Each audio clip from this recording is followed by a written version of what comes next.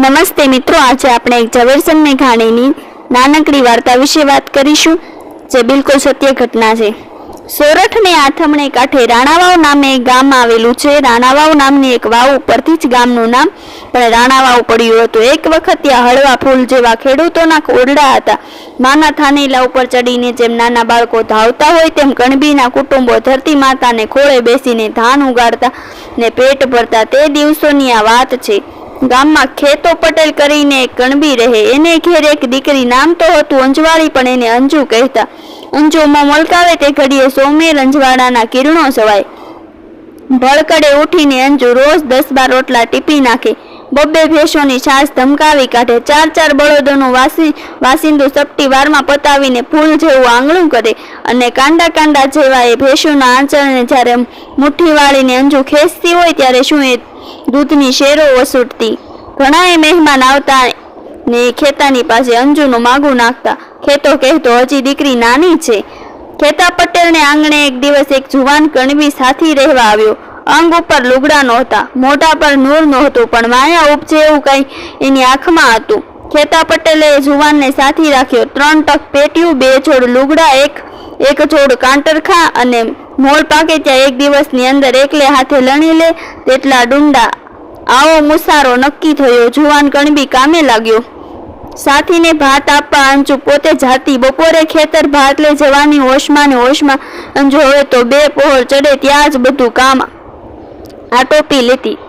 2 જાડા રોટલા ઉપર માખણનો એક લોંડો, લીંબુના પાણીમાં ખાસ પલાળી રાખેલી ગરમરના 2 ટુકડા અને દોણી ભરીને ઘાટી રાબડા જેવી છાશ, એટલું લઈને બપોરે અંજુ જ્યારે ખેતરે જતી ત્યારે એનું મોં જેવું રૂડું લાગતું તેવું ક્યારેય ન લાગે। સાથીની પડખે બેસીને અંજુ તાણ કરીને ખવરાવતી। ન ખાતો તારી માં મરે, મારે માં નથી। તારો બાપ મરે, બાપેય નથી। તારી બાયડી મરે, બાયડી તો માં જણતી હશે। જે તારા મનમાં હોય તે મરે।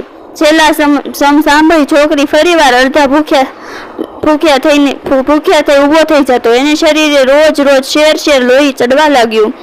એક દિવસ છોકરાએ પૂછ્યું, તું મારા ઉપર આટલી બધી દયા કેમ રાખે છે? તું અનાથ છે, તારે બાપ નથી માટે।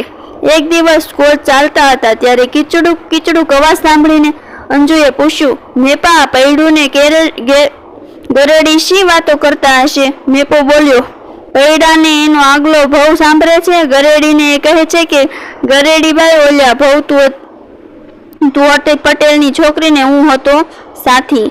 મર રોયા, હવે ફાટ્યો કે? માકડાએ મોઢું આવ્યું કે? કહેવા દેજે મારા આતાને।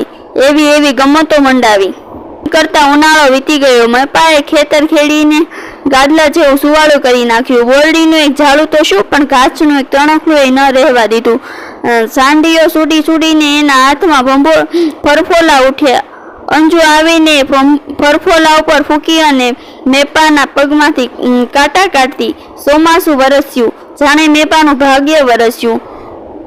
ગોથામાં પણ ન સમાય એવા તો ઝાર બાજરાના ડુંડા નીકળ્યા। બપોરે જ્યારે મેપો મીટ માંડીને મોલ સામે ટાપી રહેતો ત્યારે અંજુ પૂછતી, શું જોઈ રહ્યો છે? જોઈ તો રહ્યો છું કે આટલામાંથી ઓણ બાયડી પરણશે કે નહીં, પણ તને મફત બાયડી મળે તો હું અનાથ કહેવાઉં ને? લાણીને દિવસ નક્કી થયો। કેટલાય દિવસ થયા। મેપો રોજ લીલા ઘાસની એક ગાંસડી વાટીને ગામના એક લુહારને લઈ આવતો। લુહારની સાથે એને ભાઈબંધી જામેલી। લુહારે એને એક દાતરડી બનાવી દીધી। દાતરડીને રાણાવાવનું પાણી પાયું અને એ દાતરડી કેવી બની? હાથ પગ આવ્યો હોય તે બટકા ઉડાડી નાખે તેવી। લાણીને દિવસે સવાર થયું ને મેપો દાતરડી લઈને ડુંડા ઉપર મંડાયો। 2 પહોર થયા ત્યાં તો 3જા ભાગનું ખેતર કોરું ધાંકોર કરી નાખ્યું। પટેલે આવીને નજર કરી ત્યાં એની આંખો ફાટી રહી। ઘેર જઈને પટેલે પટલાણીને કહ્યું, નખોદ વળ્યું, સાંજ પડશે ત્યાં એક ડુંડું પણ આપણા નસીબમાં નહીં રહે। આખું વર્ષ આપણે ખાશું શું? અંજુએ એના આતાના નિશાસા સાંભળ્યા। એણે એની સેના સજવા માંડી।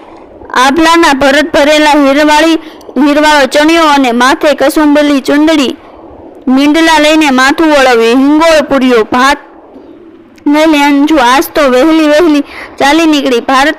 ભાતમાં ઘીએ જબોળેલી લાપસી હતી. મેપો ખાવા બેઠો, પણ આજ એનું હૈયું હેઠું નથી બેસતું. અંજુએ ખૂબ વાતો કાઢી, પણ મેપાએ વાતોએ ન ચડ્યો. ગલેફામાં 2-4 કોળી આડા અવળા ભરીને મેપાએ હાથ વિછળ્યા. ચૂંદડીને છેડે એક એલસી બાંધી હતી, તે છોડીને અંજુએ મેપાને મુખવાસ કરાવ્યો, પણ મેપાને આજ એલસીની કિંમત નહોતી. એ ઉઠ્યો. બેસને, હવે 2 ડુંડા ઓછા વાટીશ તો કાંઈ બાયડી વિનાનો નહીં રહી જા. પણ મેપો ન માન્યો. એને મોઢુંય ન મલકાવ્યું. આજ અંજુએ તને તારા ડુંડા વહાલા લાગ્યા કે? મેપાનું હૈયું ન પીગળ્યું. એલા, પણ તને મફત બાયડી પરણાવીશ દઈશ. ઘડીક તો બસ સામું તો જો. મેપો ઊંધું ખાલીને મોલ ભરે ચાલવા જાય છે. ઊભો રહે, તું નહીં માને એમને? એટલું કહીને અંજુ દોડી. મેપાના કેડિયામાં ભરાવેલી દાતરડી બરાબર ગળે લટકતી હતી. હેતા ઉમળકામાં એણે એ દાતરડીને હાથે ઝાલીને ખેંચ્યો. મોંમાંથી બેલી નહીં ઊભા રહે એમને? મેપો ઊભો રહ્યો, સદાયને માટે ઊભો રહ્યો. દાતરડી જરા ખેંચાતા જ મેપાની ગરદનમાં એ રાણાવાવનું પાણી પીધેલ દાતરડી ઊંડી ઉતરી ગઈ. મેપો જરાક મલકાયો હતો અને હાસ્ય મોઢા ઉપર રહી ગયું. મેપાને પરણવું હતું. મેપો પરણ્યું એને એ વસ્ત્રે અંજુ મેપાના શબની સાથે ચિતામાં સૂતી. અગ્નિ દેવતાએ બેયને ગુલાબ જેવા અંગારનું બિછાનું કરી દીધું. ત્યારથી દુહો ગવાતો આવ્યો છે કે દાતરડી દળદાર ઘડવાટી ઢગલા કરે, રૂડી રાણાવાવ કુંવારી કાટ ચડે. ત્યારથી એ વાવ પૂરી દેવામાં આવી છે. આ જે જગ્યાએ એક મોટી ઇમારત ઊભી છે. આ દુહા સિવાય રાણાવાવનું એકેય નામ નિશાન નથી રહ્યું. મિત્રો, આવી જ રસપ્રદ વાર્તા સાંભળવા માટે મારી ચેનલને લાઇક, શેર અને સબસ્ક્રાઈબ કરો. Thanks for watching this video.